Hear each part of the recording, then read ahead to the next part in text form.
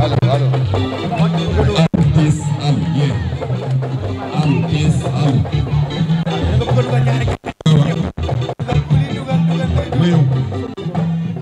Ndeye Tuuti Gaye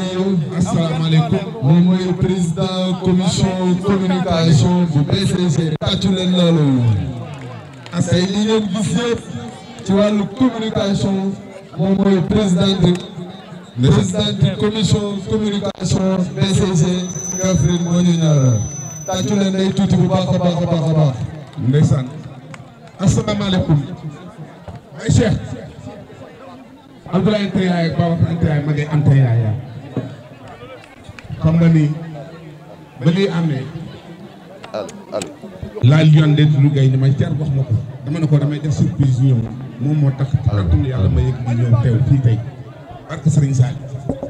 waaye su ma fii teewee dama fa war a teew ndax man sa papa nit rek la ma mayoon ma jël sama taaw tuddee ko Ndaaw muy sa yaay mu wóor Seydou Gaye wóor Cheikh Badiane mi toog wóor Jimbala Gaye mii teew wóor Boy Gaye mii kon tey je suis fier ñëw doo woote ma teew te foo li yàlla doon defal sa papa barke Serigne Sall te foo teewati ci àdduna la ma fay teew mais damay ñaanal laa yoon yàlla gudd fanam ndax tey tofeelam si wane na ko ba lii amee dafa na ma amaat ba na kàmmu ma man maa lay jël en charge jëlal ma essence ma dugal sama oto ma nga ne ma gaaree ngaala gay naa ko daan jël mel ni mu tudd Abdoulaye Anta Yaaya Babacar Anta Yaaya maa bay Anta Yaaya Alaaji Babacar ay babaay kenn du ko mi mooy la war Cheikh Gaye Abdoulaye Anta Yaaya yaa jàlla ndaway samam Alaaji Ibrahima Gaye way yaay mooy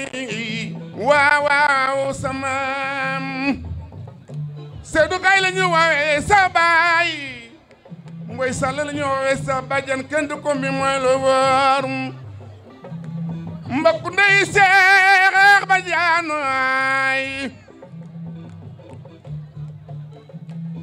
bay watala reer góor yaa rakk mi gàcce nga laama la Lion Gaye Ndeye Tuuti Gaye li ma ne sa baay Ndeye Tuuti Gaye wallaay Ndeye Touré sa yaay way la Lion waay Ndeye Touré sa yaay Seex Gaye mooy sa góor jom day dara jay baay Ndeye Tuuti jukko cakal la yar yow bono Seex Gaye mooy sa góor Seydou Gaye sa góor Jimbala Gaye sa góor mbokku ndey mooy Sall waay Ndey Kumba mi mbokku ndey Fatou Gaye mbokku ndey la Panthère ngi nii def leen ko nu ko Yàlla def yow mu noppal leen def leen ko nu ko Yàlla def mu noppal BCG def leen ko Cheikh Badiane nu ko Yàlla may bilaay su ngeen ko deful nu ko Yàlla may mu ànd ak lu ko Yàlla may yow ba jaaxal leen BCG neexu leenam Ndeye Tuuti neexu leenam Ndeye Tuuti neexu leenam su ma neexee ni BCG yaay góore uli seko waay uli tey ma way la jiin la waaw ndeysaan waaw lii mun ma ko ñàkk a baaxante jërëjëf merci suñu temps moo xaw a xat te bëggoon nañ balaa mbooloo bi di tasaaroo ñu déglu message du président ndax message bi moo nekk fii yëpp lan la président indil waa Kaffrine tey kon waaw gaaw tuuti pour mën a yegg foofu Ndeye Tuuti Gaye jërëjëf maa ngi remercier ñëpp animateurs yi maa ngi leen di remercier Amath Samb maa ngi lay remercier bu baax kontaan naa asalaamaaleykum waa pays asalaamaaleykum Baye Cheikh Gaye maa ngi jël nuyoo bi teg ko ci loxo Cheikh Tidiane Badiane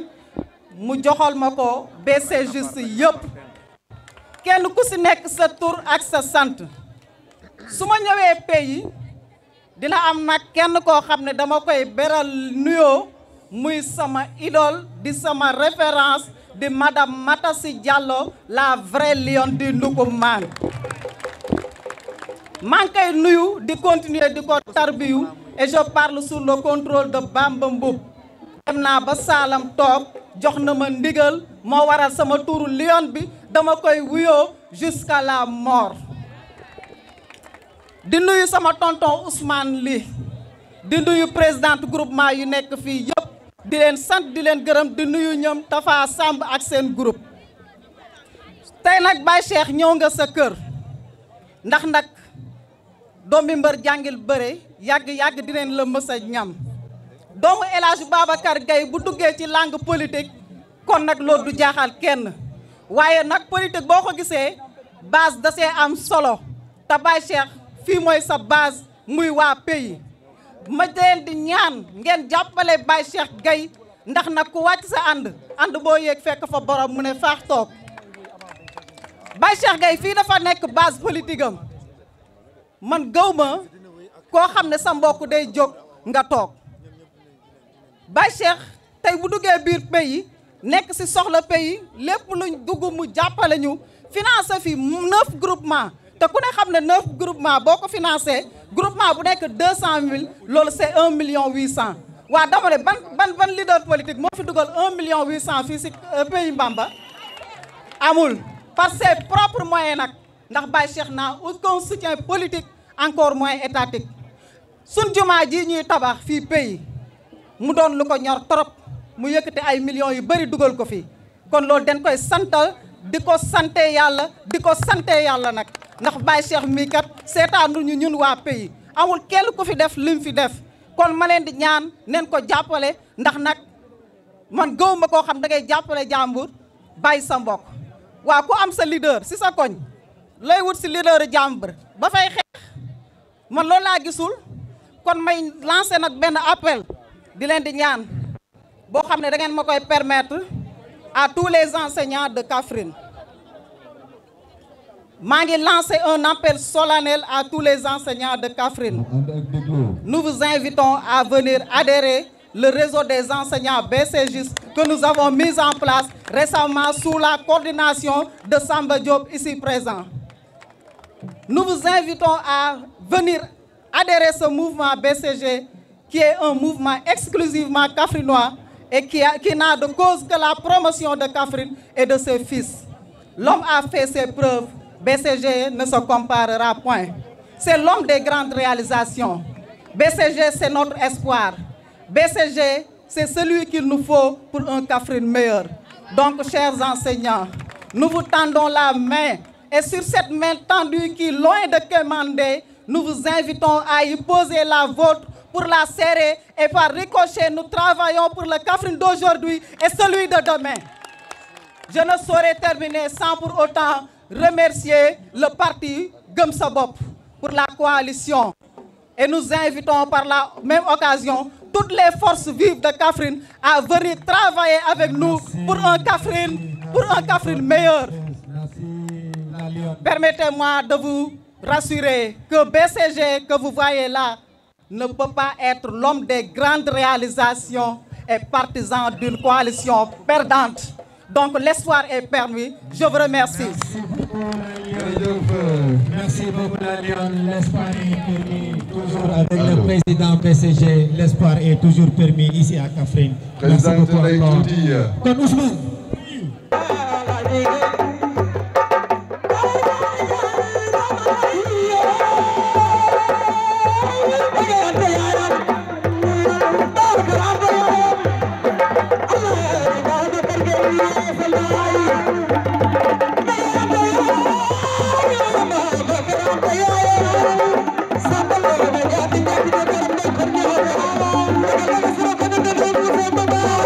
Somebody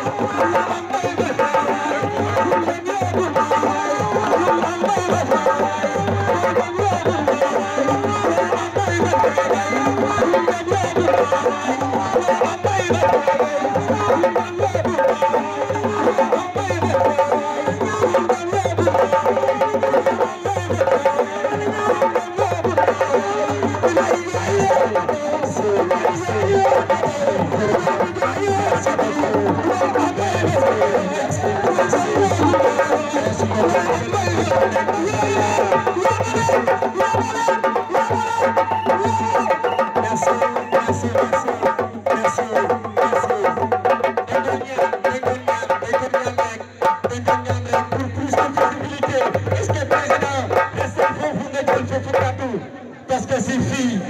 je cultive donc président. Donc s'il vous plaît, jóge leen foofu au moins visibilité bi leer ñuy filmer mën a jël s'il vous plaît, na ñëpp dem nii,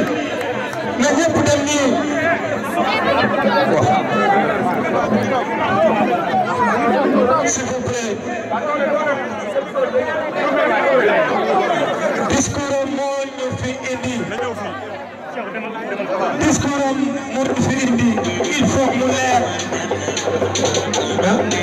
Mu ñëw.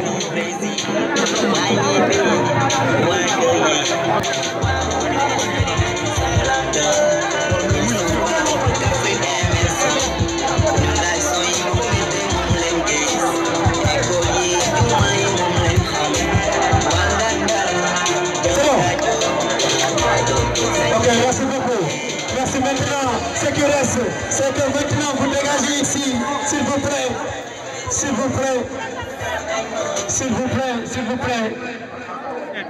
Permettez au président de lancer son message. Président, ñëpp yoo leen doon xaar. Bismillah.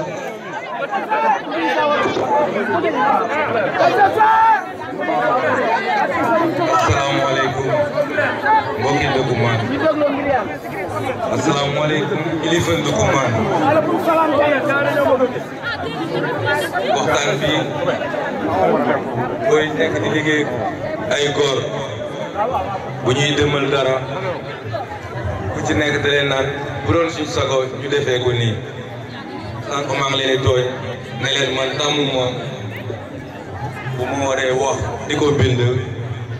ndax lu ne ci biir xol génne ko warul jafe. donc chers Kaffrinois et Kaffrinois,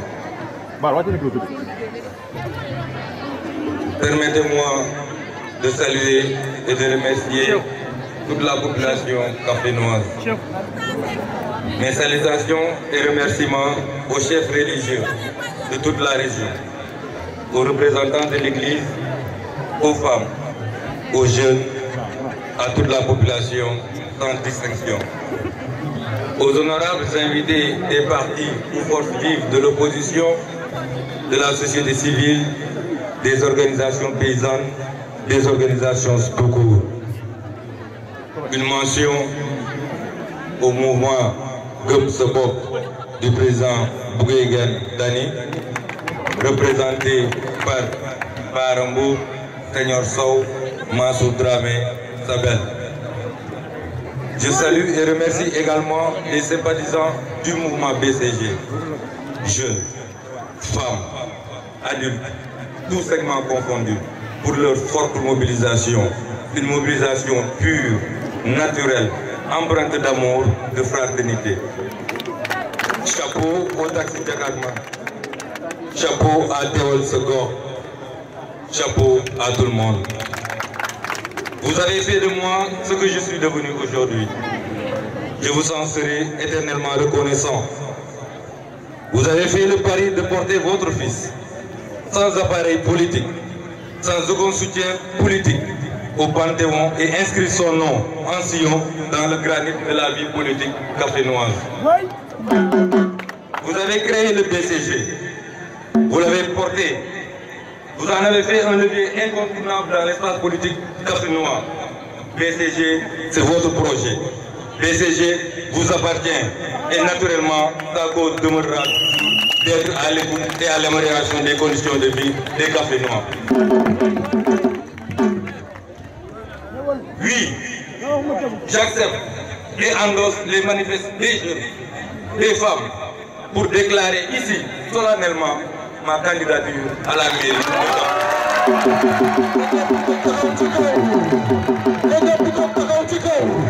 BCG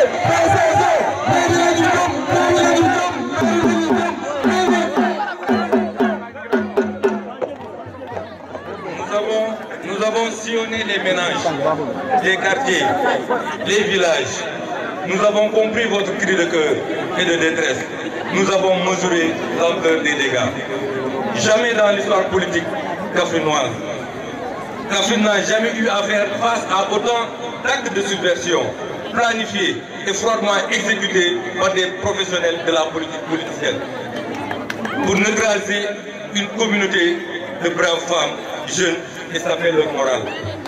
Mais à partir de ce jour, cette date restera mémorable. Nous espérons que la manifestation d'aujourd'hui soit la lueur virtuelle des grandes batailles programmatiques de principes et d'éthique pour diverser avec une classe politicienne qui étouffe, désacralise nos valeurs, dépouille notre dignité, notre fierté. La nouvelle politique politicienne locale a trahi les fondements éthiques et moraux. Mais pire, elle s'est fait le chantre d'une exploitation politicienne des contre-valeurs. Kaffrine est en danger. L'espace politique local de nos jours est trop violent. Trop de violence exacerbée par une rivalité sans commune mesure. Kaffrine est infantilisée. Démission des jeunes, accaparement d'espace, accaparement de structures pour la promotion d'un chef au détriment de l'engagement sacerdotal à assumer leur mission au sein des conseils. Le discours va augmenter de tonalité parce que les agressions deviennent permanentes et multiformes. Dignité piétinée, fierté ensevelie. Face à toutes ces élites, nous avons choisi de faire face. Plus qu'une déclaration de politique classique, j'en appelle à une profonde révolution. Cette révolution se fera avec toutes les forces vives de cette localité et concernera non seulement la commune de Commune, mais toutes les communes du département de Kaffrine. Je tends la main à toutes les forces vives de Kaffrine. Je leur tends une main pure, sincère, pour qu'ensemble nous puissions provoquer les changements qui devront s'opérer pour le développement de notre chère Kaffrine. Je vous rassure du système de management basé sur une schismogénèse horizontale pour une collaboration franche, sincère, qui va au-delà des consultations électorales. Kaffrine n'a pas besoin d'un fort, Kaffrine a besoin d'une économie forte. Kaffrine n'a pas besoin de providence, Kaffrine a besoin d'une synergie d'action. Il nous faut repenser un nouveau modèle de développement local par la proximité, la satisfaction des besoins kaffrinois dans tous les domaines de compétences décentralisées.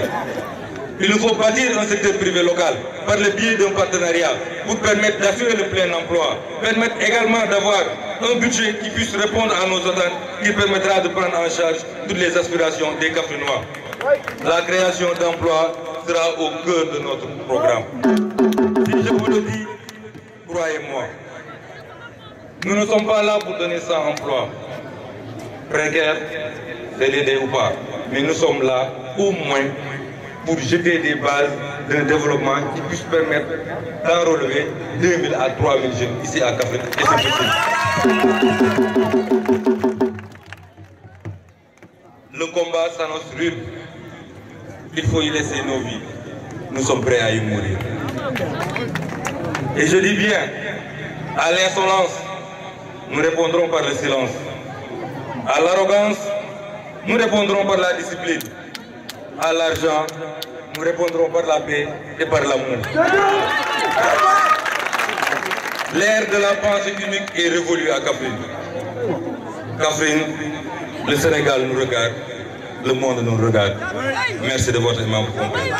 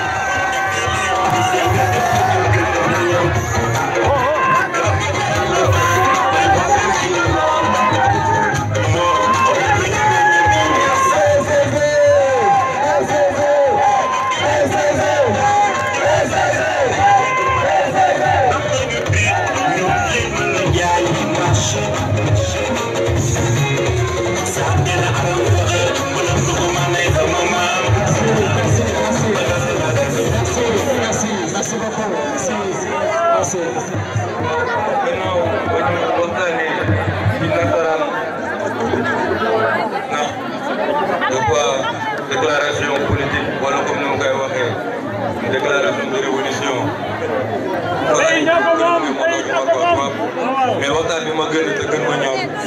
mooy ñu tënk ko ci wolof dama jàpp ne damay faral di wax gox boo ci bokkee da ngay am ay àq ak ay yelleef wala balaa ngay laaj say àq da ngay def say yelleef loolu laa gëm Kaffrine sonn na Kaffrine mar na Kaffrine xiif na Kaffrine feebar na Kaffrine liggéeyul bu ñu amee xayma feebar yooyu yëpp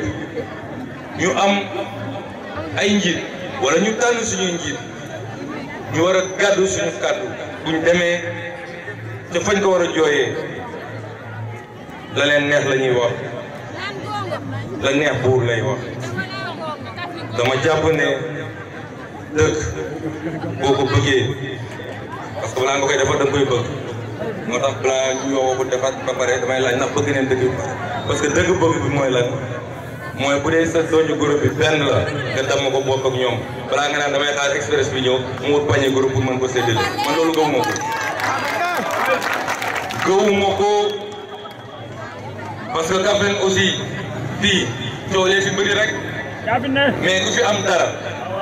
Kaffrine na la jox dara ëllëg nga delloo dara da nga ñëw di ñu jaay dara ja loolu daf fiy jeex bu ñu la joxee liggéey ne la sawaay bu ñu publier sax Facebook boo emeewul sax ñu wóor na la yow sa contrat bi xanaa da nga fàttali ne léegi mu jeex mais dañ lay jox liggéey ba pare di la jaamloo loolu fu mu am sans emploi dans une ville au moins qui a la capacité d'enrober au moins 3000 emplois loolu ban liggéey la loolu ban façon liggéey la Kaffrine da ngay nekk imam dañuy tànnal imam bi ñëw ba ci yàgg ne man sax dama bëgg doon nayim bi xam mooy li fiy xew buñ ko joxee nayim bi sax des na tuuti mu ne bàyyi leen may leel sàppa yi parce que man maa war a tànn ñu fiy jullee Kaffrine boobu dootu fi amati Kaffrine dinañ ko defar waaye dama jàpp ne defaru dëkk mënuñ ko tënk ci bakkanu doomu aadama bi la war a jox maanaam comme li ñuy faral di wax boo àndee nguur di nga mën a def lii boo amul nguur doo mën a def lii man wax jooju gëwuma ko li ma gëm mooy yàlla boo nekkee ci yoon dëgg xar si tànk tubéy te dara tax laa ñëw lu dul sa askan ngir dimbali leen ngir saafara say jokkar loo tàllal loxo mu teg ko ci nga dem yóbbul leen loolu laa gëm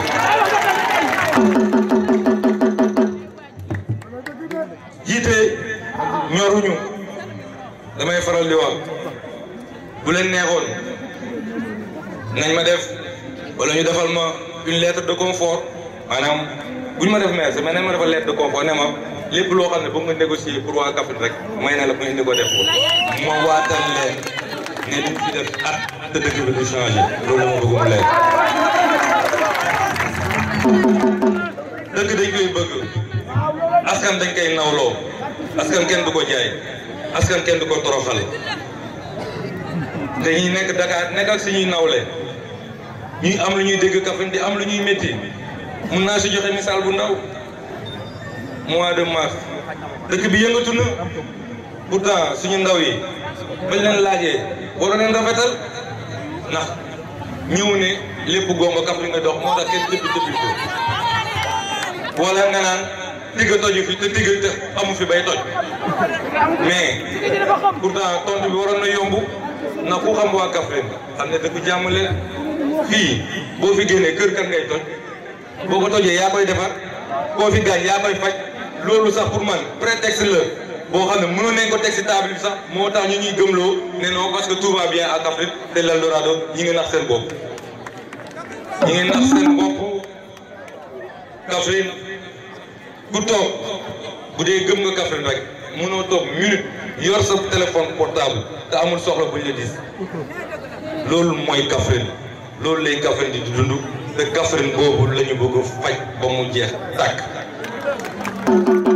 di ko def nag damay faral di wax man culture mën a ñoruma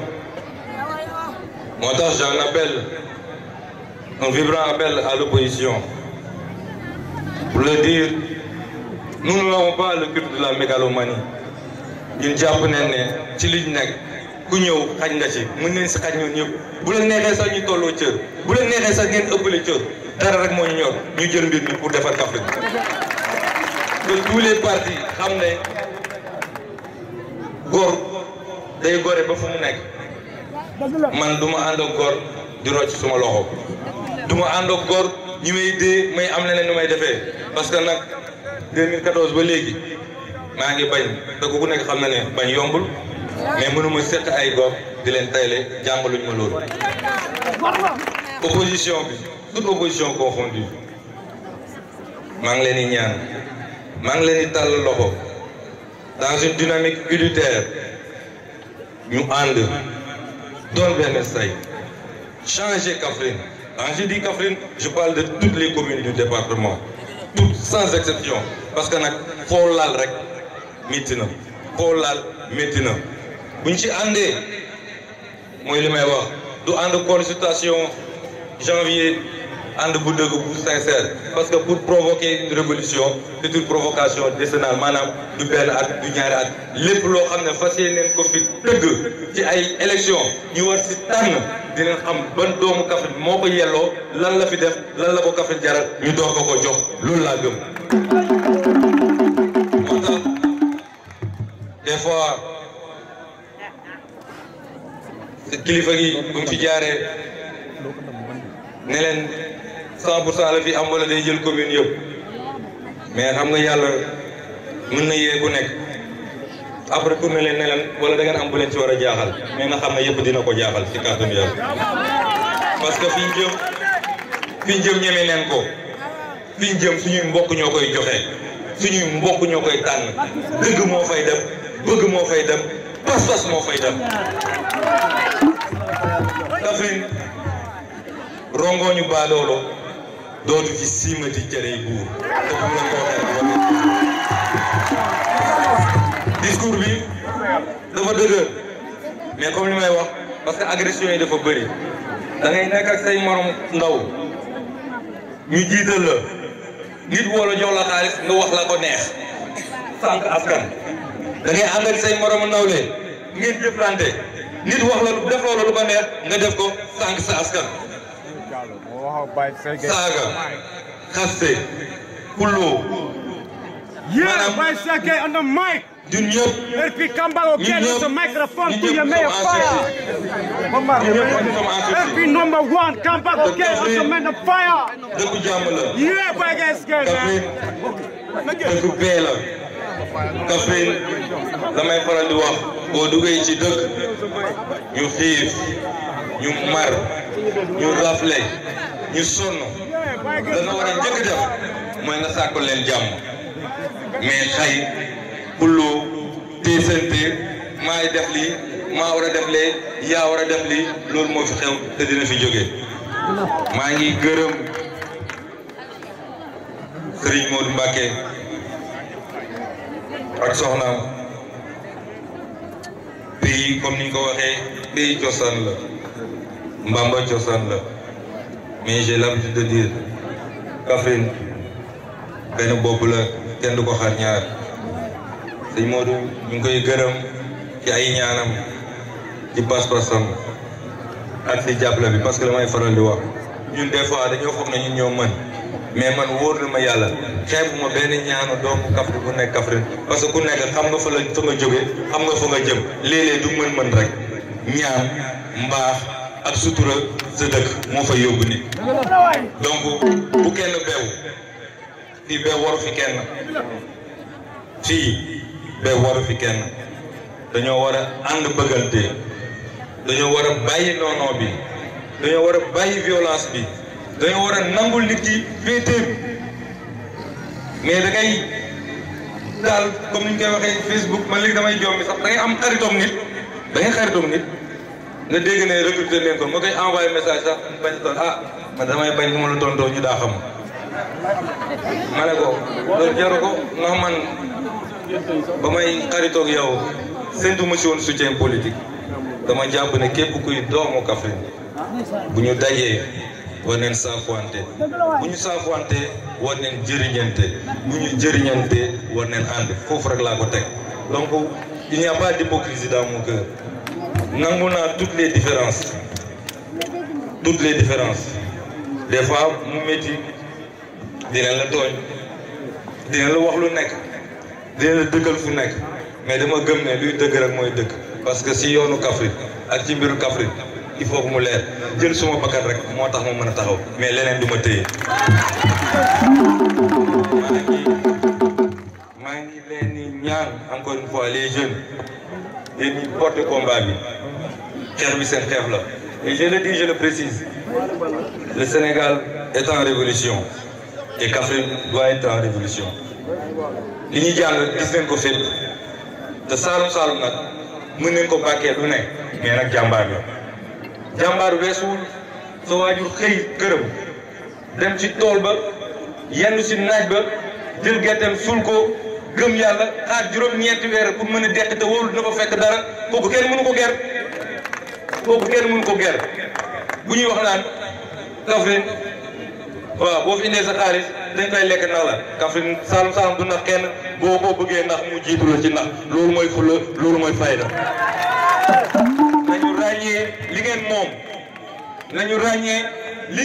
seen tur buñ jiite pour jël dara jox leen yéen a ko moom am leen fulla am leen fayda jëriñoo leen waaye boo leen duggee si mbañ gàcce na ngeen xalaat seen doom yi na ngeen xalaat seen ëllëg na ngeen xalaat seen borom kër yi noonu la ñuy tabaxee réew noonu la ñuy tabaxee askan si loolu laa leen di invité en tout cas la may faral di wax su ma diggante ak yéen c'est éternel maanaam compté du xam nga fii da ngay gis sax nit nekk pouvoir ba daanu gisatoo leader ba wala nit nekk opposition après bàyyi wala yooyu mais man xanaa suma bakkat rek pouvoir opposition laa si yemale maa ngi yéen ba mu saf sàpp maa ngi leen di gërëm maa ngi leen di gërëm les femmes comme ni ñuy wax suñu yaay yéen a mën a jàppale suñu doom yi suñu yaay il faut que li may faral di wax junni bi wala ñaari junni bi du dépense su benn fan waaye yàq na avenir u xale nañ ci bàyyi xel nañu bàyyi xel ne Sénégal Kaffrine ci boppam on a une forte jeunesse ñun ñoo leen war a taxaw ñun ñoo leen war a jàppale moo tax décision bu ñuy mën a di jëli ëllëg bu ñu kenn yóbbu ci ay mbumbaay nañuy xool suñuy njëriñu doom ñu gunge leen ci te defal leen ko tabax Kaffrine wallaahi du jafewul yaakaar naa ne de wax dëgg yàlla bu ñu ko tegee ci yoon warul ma 2 ans war nañ fa mën a teg comme li may faral di wax benn secteur privé secondaire boo xam ne tey lu mu dee ñaari usine war nañ fa mën a jóg xale yi di fa liggéey parce que nag Kaffrine mënul def 85% de production d'arachide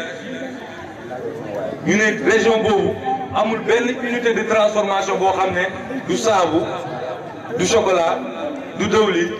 du soja du dara loo xam ne war nañ ko fa mën a def pour ñu liggéey mais nag ñoo yey parce que li may faral di wax investisseur buy dugal xaalis ci dëkk daf koy natt dëkk boo xam ne boo taalee sa ventilateur mu kuy xamaj mënul jël machine bu mag loolu mooy réalité il faut la maîtrise de l'énergie pour pouvoir topper les investissements mais nag bu soobee yàlla en tout cas li ñu bëgg boo leen ma ko joxee de xaaruma si ñu maîtriser énergie parce que c'est leur domaine mais ñëpp xam ne aujourd'hui avec la modernité on peut faire du tout avec de l'électricité en tout cas li ma leen mën a bëral te mën leen ko dëggal te mën leen ko jox yéen ndaw yi bu leen tiit bu leen ragal fi ñu jëm ñeme neen ko te seen naataange moo fa nekk maa ngi leen ñaan comme li ñuy wax aussi xeex booy dem da ngay jëfandikoo gànnaay inscription yaa ngi ñëw yée leen ñëpp ñu dem wuti seen carte ñu dem bindu ji ñu defoon ne pas voter ñu changer seen carte parce que nag xeex bi seen xeex la le Sénégal est à un tournant décisif jàpp naa ne guddi yi ñu toll ci àdduna peuple bu fi manqué sa révolution rek ñàkk sa jeunesse et nous devons être au rendez-vous. Ce rendez-vous-là, je vous accompagnerai. Lu mu ci mën a laaj nee naa dara rek laa xam ne mënu ma leen ko jox te yor moom moo ko mooy suma bakkan sinon lépp lu ne ci man yéen a ko moom.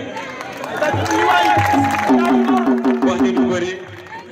en tout cas j'invite à une plateforme de l'opposition très prochainement ñu mën a toog waxtaan suñu biir ñu trouver un cadre unitaire xool nañu ñuy liggéeyee def ko dans toutes les communes du département. Inch'Allah les activités vont reprendre parce que nag mooy li may faral di wax man nañ ma gis ñoruma naa faj soxla yi moo ma ñor donc di ñëw di tànkal di dem Kaffrine en réalité il y a trop d'activisme et pas d'activité. Trop d'activisme, pas d'activité. Tout le monde est infantilisé. Danay ñëw jël sa mag muy suñu kilifa 3e âge dajale leen fenn pour lan 3e âge li ma ci xam tabaxal ko jàkka saytul yaramam faj ko noppal ko mais ñëpp lañ bëgg politique loo bu teg ko fan loolu daf fiy jeex.